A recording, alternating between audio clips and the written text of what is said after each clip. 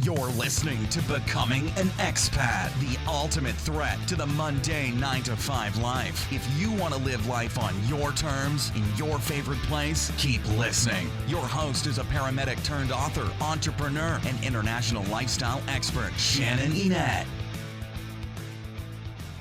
All right, thank you for listening. I am super excited to have on the line with me Laura Gibbs, coming to me from Thailand.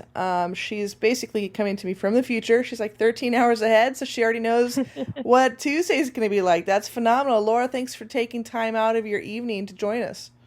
Yeah, no problem. Tuesday's going to be awesome, by the way. Oh, awesome. Really Tuesday. Just to warn you guys.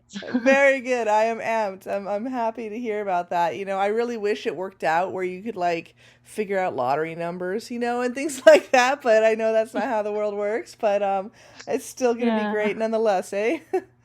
Yeah, actually in Thailand, foreigners can't play the lottery, so maybe that's why. Okay, fair enough.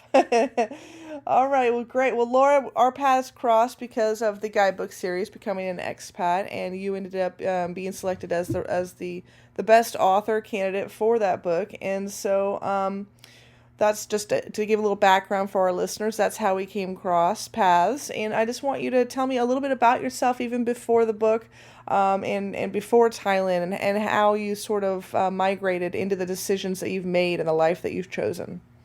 Yeah, well, I was actually studying before I moved to Thailand, and so I did a degree and I wasn't sure what to do next, so I did my master's degree, and then I still wasn't sure what to do next, and one of my tutors just said, don't just go and travel, like, people look at your CV and they want something there, but go and travel and teach, for example, and you get the same amount out of it, if not more, because you're in one country. You learn like the language, the customs, and so I found a volunteer position in Thailand, not really knowing anything about Thailand, and just took the chance, and it was one of the best decisions I ever made.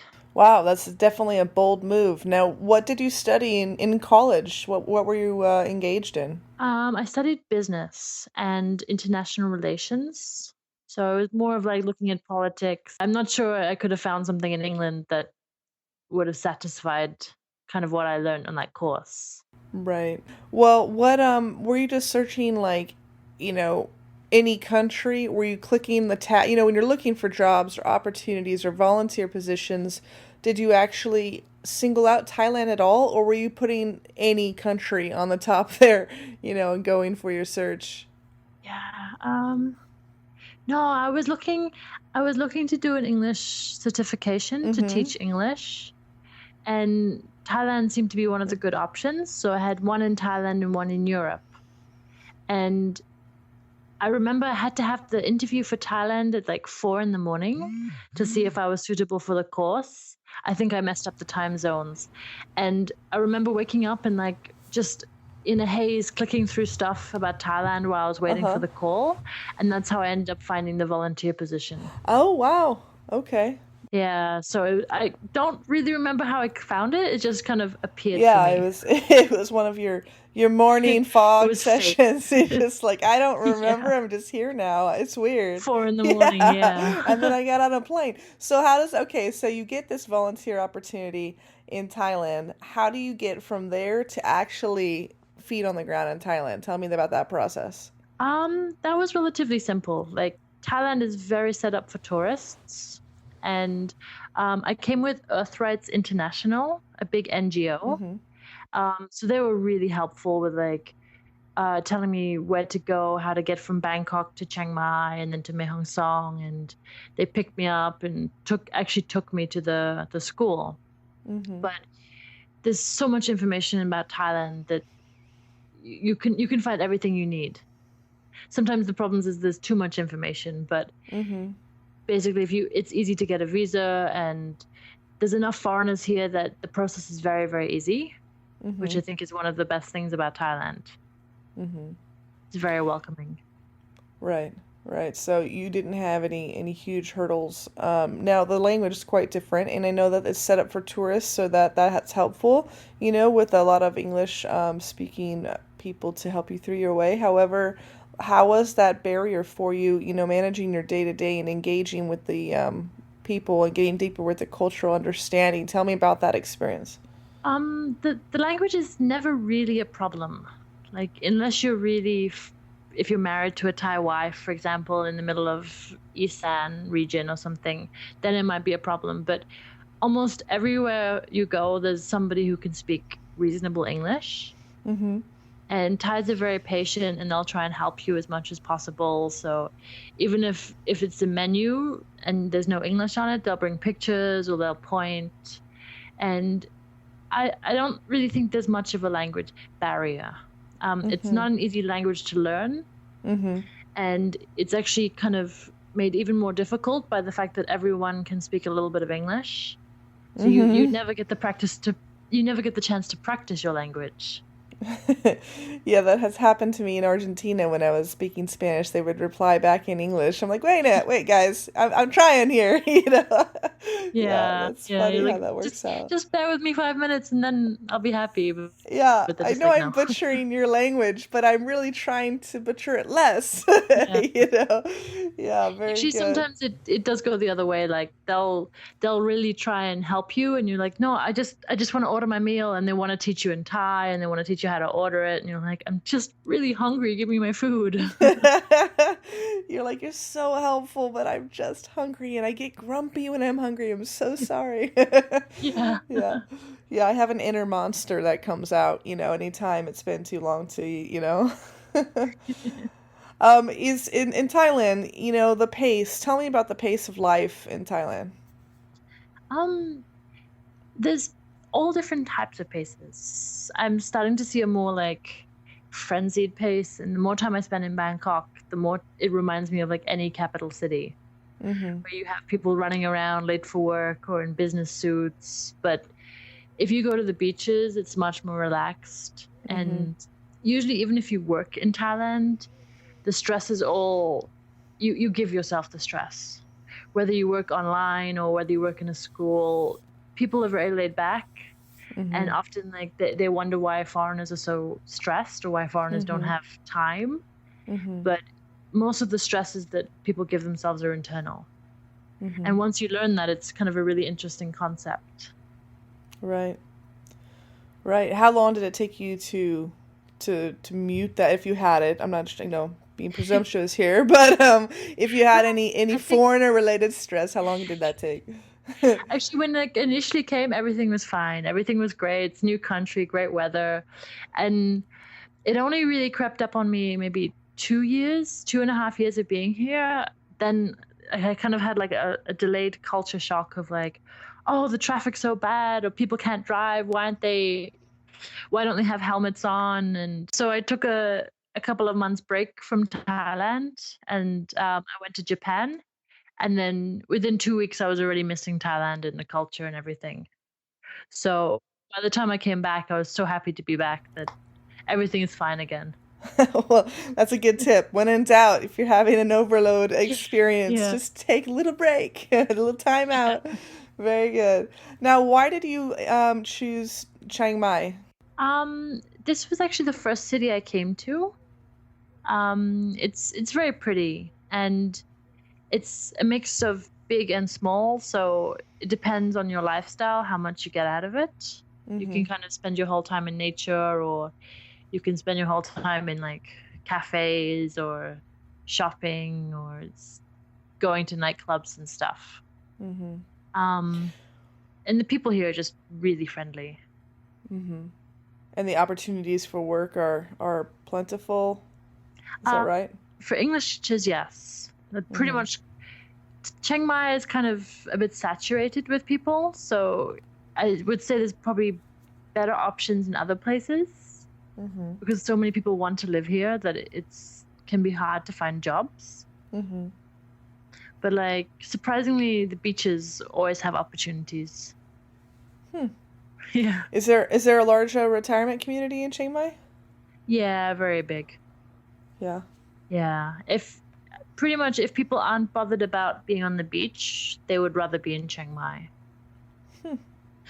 So describe to me like what your day-to-day life looks like there, an average day in your life. My average day probably isn't much different to somebody in the US, except that maybe we expats here tend to eat out all the time rather than cook themselves.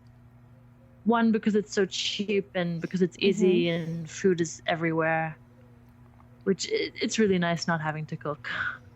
Yeah, I'll bet. And not break the bank. Usually you do that here and you're paying thousands of dollars. Yeah, it's difficult to pay thousands of dollars for food here. Right. Even the luxury rest, like 5-star hotels, it's probably just comparable to a regular meal in the States or in England.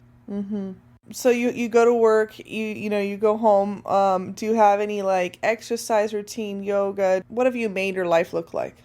I used to do a lot of yoga. Now I go swimming more. There's a nice swimming pool near my house, so I usually go maybe 3 or 4 times a week. And then usually what we do on the weekends, we take like an overnight trip somewhere, or 2 days, 2 nights, because there's a lot of day trips. Almost everywhere you are in Thailand, there's like day trips or overnight trips. And an average guest house is maybe $15, $20. So it's very cheap to get out of the city and stay somewhere overnight. Yeah, that's great. Yeah, so it's just nice to kind of always see something new or travel a little bit. Yeah, and with all your exploration through Thailand and writing the book, have you decided that there are other places you'd like to live in the future?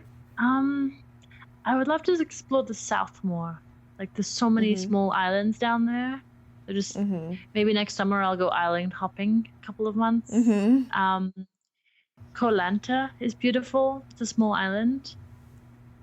And yeah, also kind of Kanchanaburi and around Bangkok. There's a lot of nice places that I haven't been to yet. So I'm not sure I could actually live in Bangkok. I don't like big cities at all. But yeah, I'm right there with you. I would quite like to sort of maybe just base myself there and just spend the whole time traveling like 2-3 hours away to the countryside. Or just do a loop around it, maybe. Yeah. Yeah. Now you talk about all the various different modes of transportation, how you could choose a different mode of transportation every day of the week if you wanted to. Tell the listeners a little bit about that. Well, actually, we tried to do that a couple of weeks ago. We went to the beach. So from Chiang Mai, we started on our motorbikes, and then we took a tuk-tuk to the airport. We flew down to Bangkok.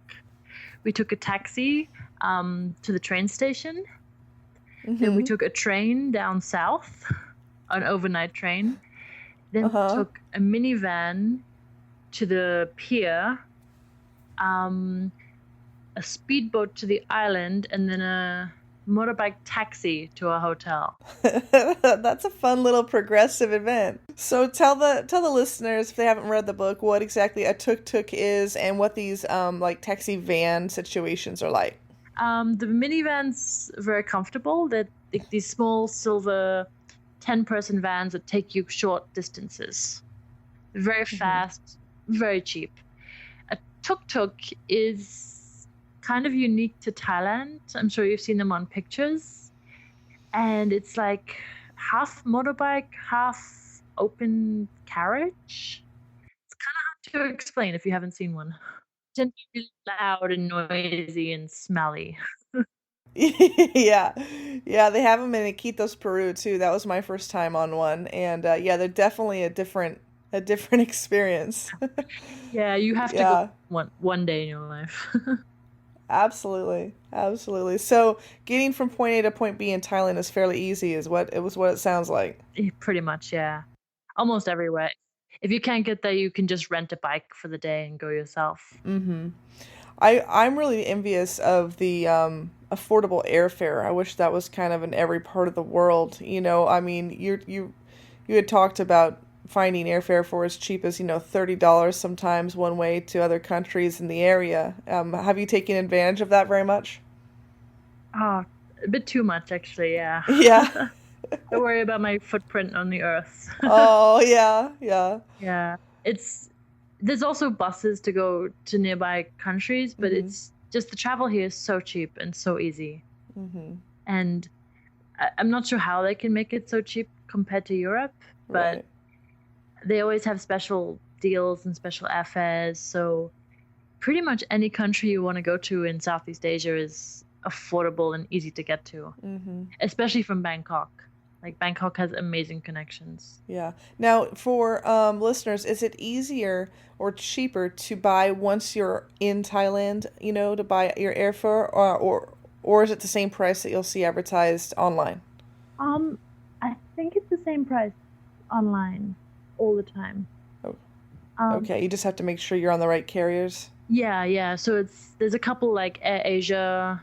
You just choose your country, so you'd be leaving from Thailand. So the website's all in English.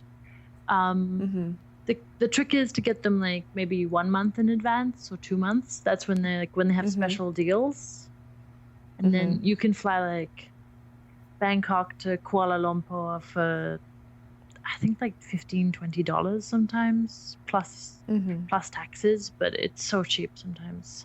So, taking you back to how you're making a living in another country, a lot of people are really curious about, how you earn a living. Can you talk to them about, your job and how others can kind of find similar work out there? Yeah. So there's two main jobs that foreigners have here. One is teachers, and the other one is sort of working online.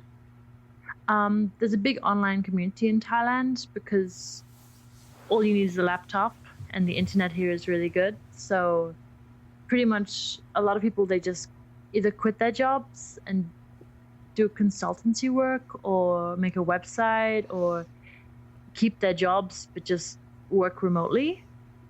And then they move here and they start learning Thai and they kind of base themselves in Thailand.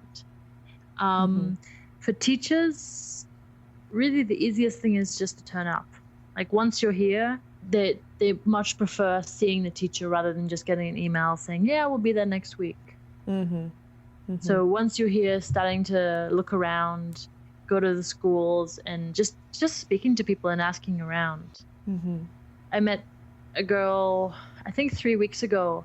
She said she had just turned up with her boyfriend and they had been here for 2 weeks, and then she found a job and 2 days later he found a job. So wow. It's not difficult, but I think it's just that taking that step to get here is kind of into the unknown. Yeah, it's a bold move. Yeah. Do you have any ambitions to leave, or what is your long game plan? Oh, that I don't know. We'll see what comes up. Yeah? Are you going to roll with the flow? Yeah, Thailand seems to want to keep me here for now, so we'll see. Yeah, and you're okay with that, huh? Yeah, there's much worse places to be. Just few better ones. Yeah. How is the heat affecting you? I've lived in a tropical climate, and after time, it was hard for me, on a day-to-day to know that right out of the shower, I'm already sweating and, I'm ready to have another shower. So tell me about how that is working for you personally, and maybe any advice you have for people to manage a tropical climate. Yeah, so the first year was so hot here. Like I like hot weather, but it was very, very hot. So like between the hours of 11 and 3, don't go outside. Go to a cafe with air conditioning or run your air conditioning in your room or something. Now it doesn't really affect me being in my 4th year. And it's actually the cold weather now that's proving to be really, I can really feel the cold. So I'm in like jeans and a jumper and a scarf and a jacket, and then I see the tourists just walking around in shorts. I'm like, how are they not cold? But yeah, just learning to adjust a little bit, and depending on where you are in Thailand, there's different seasons. So in the north, it gets really hot in summer and around April onwards. So people usually go to the beach where there's a breeze. And that makes a big difference. Like if you can afford to move around, then you can kind of avoid the worst weather. Yeah. And then also another thing for hot season, like if you can travel in hot season and you're just willing to sweat, then you have the pick of all the accommodation. Everything is cheap because it's low season. And I think 2 years ago I went to Angkor Wat in the summer and it was empty. It was beautiful. Yeah. Like, there was hardly anybody in my pictures, and it was very relaxing. I could find temples that were empty. Wow. But in high season, you're just pushed by people. There's so many people there. Yeah. Wow, that's a good tip. Yeah, definitely travel around when it's like crazy hot outside. Yeah. Not the best tip, but if you can do it. No, I mean if you can, especially if you're already acclimated, it's nice to avoid crowds and enjoy yourself. That's why I used, I love when it rains when it's hot, because it's like free air condition. Yeah. That's how I look at it. And you're not cold, like when it rains and you're in a colder climate, then you're trying to cover up and not get wet, because once you're wet you're freezing. And in the tropics, it rains, and you're like, bring it on. All I wear is a ball cap so I can see, so the water's not in my face. And then I just walk around and I don't care. Is that how you manage in the rain there? Or is it, tell me, I mean, you guys have a pretty, similar, it's a pretty intense rainy season there, is it not? Yeah, some places it's really intense. Chiang Mai is not too bad. Like, it rains maybe once a day for about 4 hours.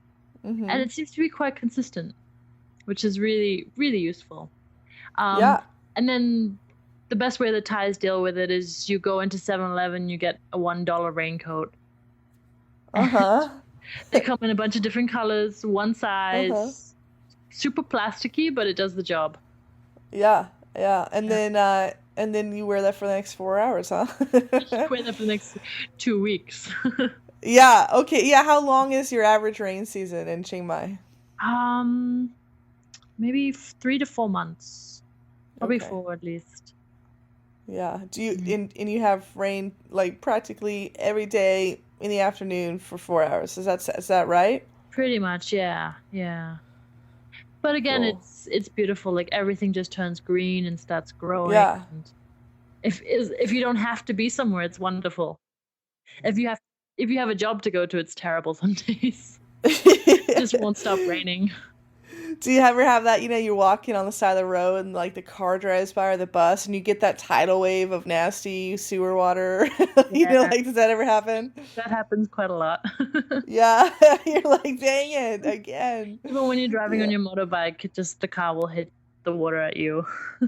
Yeah. No, tell me about motorbike life? In the book, you mention it as the norm for most expats, the most economic, logical way to get from point A to point B in a local environment. Tell me about, how it was for you to get used to motorbikes, have that become part of your day, and what you think about it now. I was really lucky where I learned. There was very few cars. So I think that was the biggest thing. I got comfortable on the motorbike before I could start driving in traffic. Chiang Mai is really crazy with the cars, and I don't think I could ever drive in Bangkok. That really scares me. Right. But yeah, just to take it easy. A lot of people learn on the beaches, which is good. Like, again, there's not many people on the roads. Everyone's on the beach. And like, you just start with an automatic, so all you have to focus on is going forwards. And it's really not as difficult as people make it seem. Yeah. I have a motorcycle license and I love riding motorcycles. I don't have one at this moment because I keep traveling and living in different places, but I miss it. And I've only been on a scooter. I've been on a scooter once in a town in Costa Rica where the lady I was renting from had one, let me use it. And it was very, very different having my feet on that platform, and no, it was different. Yeah, I think it's completely different from a real motorbike. They're kind of like more like riding a bicycle, if anything. Yeah, it was less work, but I kept thinking like I'm used to more control of a motorcycle, and so it took a little getting used to simplify the whole process in my head, But I'm 6 foot tall, and I was on a small motorbike with my wife on the back, and I just felt kind of ridiculous,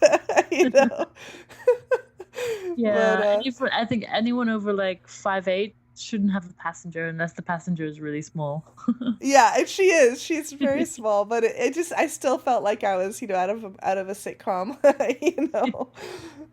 So anyway, good times. But okay, so to change gears here, obviously Thailand has the jungle. It has exotic animals and monkeys and waterfalls and beaches, and I mean, it has so much natural assets to offer the expat and the traveler. You recently spent time, I think this last weekend, frolicking with baby elephants. I saw a video on Facebook. Tell me about Yeah, this adventure of yeah. yours. So a friend of mine runs a guest house in an NGO called Daughters Rising, and so we went down to watch the elephants that live next door to our guest house. Mm-hmm. And yeah, they're just fascinating to watch.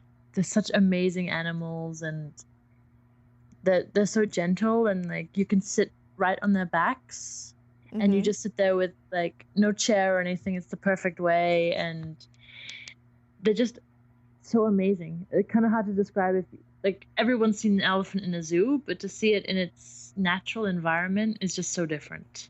Yeah, the video you put up on Facebook, it was adorable. It was a little distorted for me. Maybe it was my computer, a little bit like too wide. So at first I wasn't sure what I was looking at because I just saw like bubbles in the water.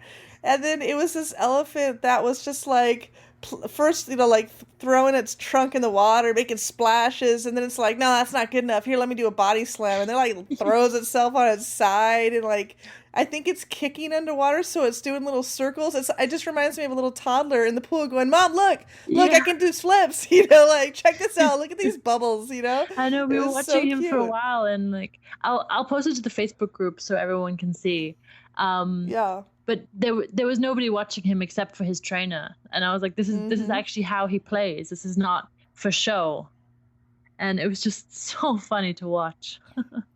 Yeah, and the trainer would look like he was just another day. He was He's like barely paying again, attention. He was just kind of yeah. like, he's back to making bubbles. Like 5 more minutes, guy. Like it was just so cute. Oh man, I wish we could all, get that experience to see, how nature works in nature. And our, not to be too political, but our society and our growth as humans keep encroaching on that experience. For animals, and so it's a real treat when you get to see that firsthand. you know Yeah, yeah, and that's what I feel yeah. quite lucky is like we have access to so much nature in Thailand. Hmm. Not so much in the big cities, but anywhere you go within 2 hours, you can be kind of in nature or in the jungle or something. Tell me about a memorable trip or experience about you living in Thailand that you can think of, just like that was a good time, or I something that would be fun for you to share. Um, yeah, so I remember when I was maybe my first year in Thailand, we went to a place called Sanklaburi, Hmm. and there were about 10 of us, so we took an overnight bus to Bangkok and then minivan after minivan to finally get to Sanklaburi, which is like 8 hours away from Bangkok, and just this beautiful lake. And so we turn up and they were like, "Oh, do you want to actually stay on the houseboats?" And we were like, "Yeah, that would be great." And then we didn't realize it, but they will actually take the houseboat to the middle of the lake and just leave you there, which Wow. we were just like, this is amazing. So they kind of tow you out and they're like, "Okay, call this number if you want anything. We'll bring you some food. And then call this number if you want to go to 7-Eleven. We'll take you to the shore." And yeah, it was just such an amazing experience of like, you can just jump straight off from your bedroom into this beautiful lake, Hmm. and there's just nobody around but you on that lake. It was so amazing. Wow. Yeah. Yeah, that sounds phenomenal. Now you mentioned the 7-Eleven, so I have to bring it up. For people who aren't familiar with Thailand or haven't read the book, 7-Eleven is more than just a place that you get, cold slushies or ices in Thailand. Tell me about 7-Eleven in Thailand. It's amazing. Like every tourist, every expat will go there at some point. Like it's unavoidable. Like either to buy phone credit or you can pay your bills or buy your super cheap Air Asia tickets on there, or just everything you need. Everything Everything. except fresh food. That's my only hang up, is like nothing in there is fresh, nothing in there is Yeah. real. But Right. it's an amazing bunch of strange fish snacks and stuff. Yeah. Are they like dried, or how do they? What's a fish snack? Like dried squashed squid and stuff. Huh. You have to experience it. Yeah, I know. What to for Thailand? Oh man. Okay, I'll take your word on that one for right now until I get there. Very good. Okay, so what would you say is your favorite part about living in Thailand? Like overall, is it the food, the people, the culture, the time, like the eccentric or the intrinsic pace of life? Like, if you could single out one thing, what would it be? Ah, that's really difficult. Mm-hmm. I'd have to say just like how everything fits together. I can't pick one, but like how the Thai people are so welcoming, and they really love their country. Like if you ask someone, they're always interested. Like, oh, where did you go? What did you see? And they also love to travel within their country. Mm-hmm. So you see Thai tourists everywhere, which is Mm-hmm. really nice. Yeah, just the kind of the Thai people, like they don't, how do I describe this? Like they want everyone to be happy. So if they see someone who's unhappy or they're sitting alone, they will Mm-hmm. come up to you and start speaking to you and to try and make you smile. And I think that's something that I have never found in Europe, or like in a lot of countries. People just they don't Mm-hmm. care if you sit there by yourself. They'll leave you by yourself. But the Thais will always be like, no, come sit with Mm-hmm. us. Try this spicy food, and then kind of just trying to make you happy, make you smile, which is just really amazing. Yeah, it's great when there's a community or culture that's really in touch with humanity, and hasn't isolated each other out through like, iPods and things like that. Yeah, they're slowly getting that way, but we'll see. Yeah, very good. Very good. Yeah. So you're from England Yes. and you're living in Thailand. Tell me about the safety, how safe you feel. The recent government coup. A lot of people, they just read the media, and it's very easy to become fearful if you just watch the news, especially in the US. And so tell us what it's really like, how you feel, and basic safety understanding in Thailand. Yeah, Thailand is a really safe country. Pretty much, unless you're going for the prostitution, for drugs, for like the full moon party, you won't really have problems. Like if you're in a place that is dangerous and you're deliberately there looking for something, then you're gonna find something. Mm-hmm. But day to day, like they're very respectful. Like they might stare, they might look at you, but they will never come up and like touch you, or it's really rare that they will steal or anything. And violence as well is very, very rare. So like my whole time in Thailand, I've never really felt threatened. Occasionally from other tourists, but never from Thai people or anything. They might scam you out of like $5 or something, but it's never anything physical. And I think that's the biggest thing. Like I feel very safe here. And you're there as a single adult. Yes, yeah. Yeah.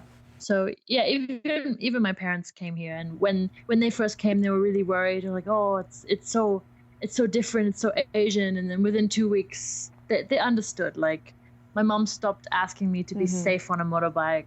She could see that everyone was on a motorbike. And it's normal. So like, while it might seem so crazy, like when you're here, it's just easy. What did your mom think about the recent coup that the Thai government went through? Was she freaking out, and how did you explain to us as well what that looked like to you as someone living there? Yeah, again, nothing really changed. The only thing, the biggest thing that we saw in the north was a couple of soldiers standing around, you could take selfies with them, which was approved. And that for 2 days there was like a 10 o'clock curfew, and everyone was just as surprised that 7-Eleven shut down. Like, they actually closed. So normally 7-Eleven is 24 hours, and that was like the signal that something is wrong. But as for Thai politics, foreigners are really kind of kept back. You see it in the news and like you read it on BBC, but it's nothing to do with our daily lives. Like, Thailand gets so much from the tourism that pretty much at all times, like, tourists are number one. Tourists will be safe. If they have like a civil war, we will be the first to be escorted out safely. And it didn't affect my day-to-day life, and I think even in Bangkok it didn't affect many people's day-to-day life, many expats. And how do you see anything different now, with the new order, the new leadership? Are you seeing a trickle-down effect? I'm not seeing too much. People don't seem to be that happy. Like, the Thai people don't seem to be that happy about the new leadership. But also I would prefer not to comment because I don't want to get kicked out of the country. Yeah, okay. Very So strict laws about that. in your day-to-day though, if you're not severely affected by the change. Nothing. Pretty much nothing. Okay. Yeah, and for listeners, like, there's a very strict rules and respect for political authority in Thailand and the king and everything like that. And so, for instance, the king's face is on some of the currency. So if it's flying away in the wind, you do not want to stamp on it with your foot to catch it. That is a big no-no. And if someone catches you, you could be fined and that could be a problem. But so don't do that.